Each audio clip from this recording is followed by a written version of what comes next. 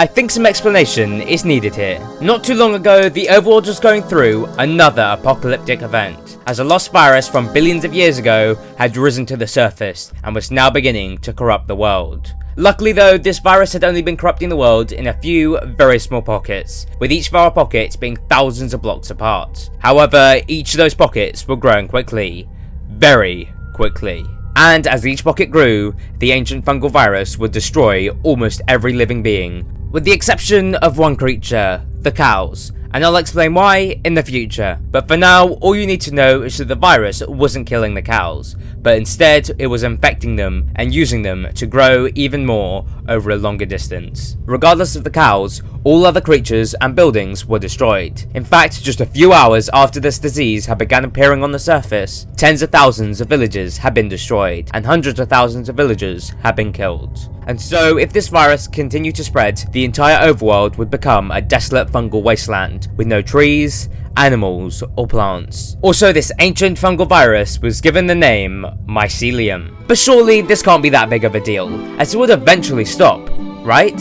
Wrong. The mycelium virus had the ability to grow infinitely, and if, or when it was able to infect the entire overworld and kill all the life there, it wouldn't stop. It would start to go to other dimensions, just like the Skulk had done in the past. So something needed to be done, and soon, and that's when our hero arrives. But first, you need to understand something. All the dimensions in the Minecraft universe are linked together through the overworld, as the overworld is the center of the Minecraft universe. Also, that all the dimensions in Minecraft have gods who watch over the worlds, making sure that life thrives in all of them. But mainly, they focus on the overworld, as that is the center of the universe. Also, those gods were given many names, but most commonly, they were referred to as the ancestral spirits. And so when these spirits saw what was happening in the overworld and its impending doom, they knew they had to do something, as the fate of the universe relied on it. However, they couldn't just go to the overworld in their raw state of being, as their unfiltered powers would be too much for this world to handle. So instead, they needed a host that was strong enough to withstand the might of these godlike creatures without dying. And there was only one being in the entire overworld that fit that criteria, and that was the Steve. So, one of the spirits went to the sleeping Steve and took possession of its body. Immediately though, it became unclear whether or not the Steve could even handle the might of this god's powers, as it began to shake and glow uncontrollably. And just as it was about to implode from its inability to host the spirits were able to win control, and the Steve became theirs. So that spirit, now in the form of the Steve, teleported to an infection site, and what he saw was shocking. The virus pockets that were originally no bigger than that of a villager house were now the size of a small biome, and were still growing rapidly. Now that really concerned the spirit, as he wasn't expecting so much growth.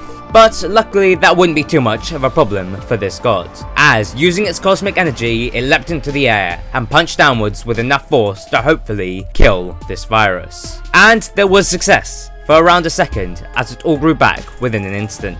Now that scared the spirit quite a bit, as it just used the same force used to end the dinosaurs to try and kill this mycelium, and it didn't work. So the spirit knew from then on brute force wasn't going to work for this. Something else was needed, something more strategic. And that's when he had an idea. And that was to isolate the mycelium in the ocean, as the mycelium shouldn't be able to spread through water. It sounded like a good idea. And so he gathered up all the cosmic energy he could, and one more time he leapt into the air and punched the ground. And this time his powers were used to break the mycelium away from the mainland and leave it isolated on islands far away. However, the mycelium could still spread through water. So the spirit, thinking fast, summoned a brine of salty water around the mycelium islands. And surprisingly, that worked. The mycelium couldn't spread through the lifeless areas of the brine. And seeing that success, the spirit then disappeared into the ocean mist. Now on a mission to repeat this on every viral pocket until the overworld was safe from the mycelium.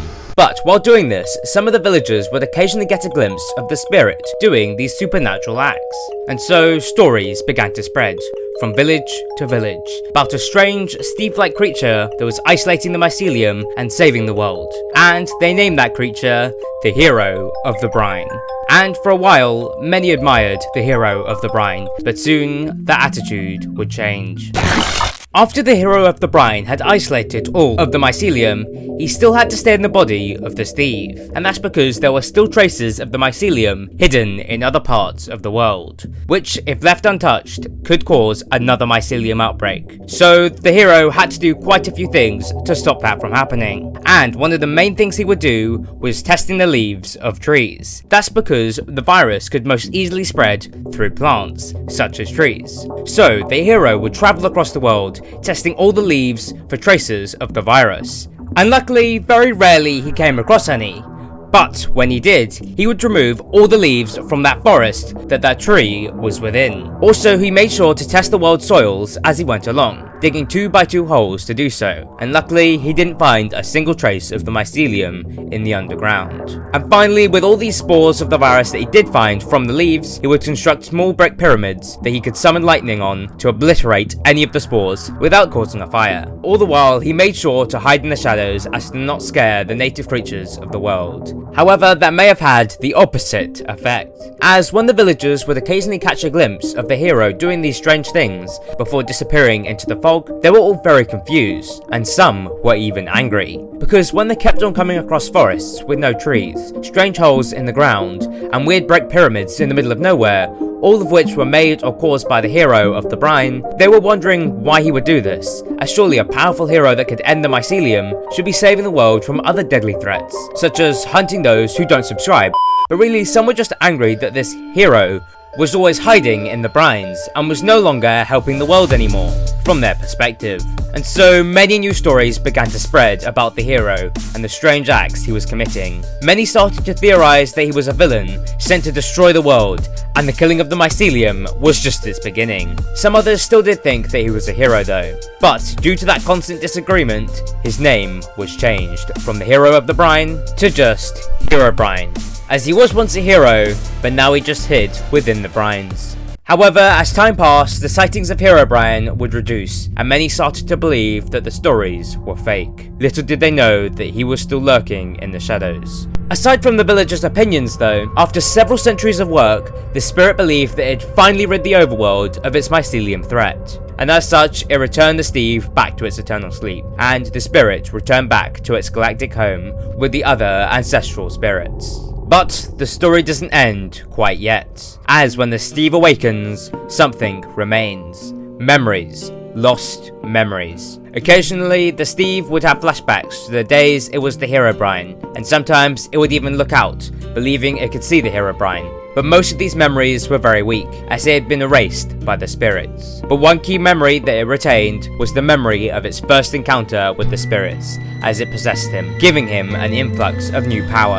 And so, very often, the Steve would call out, wanting to know more from the spirits, and how he too could gain their power. But all he would receive were visions. Visions of a dragon, and the message, kill that beast and we shall talk again. And so the mission of killing that dragon became the Steve's main life goal.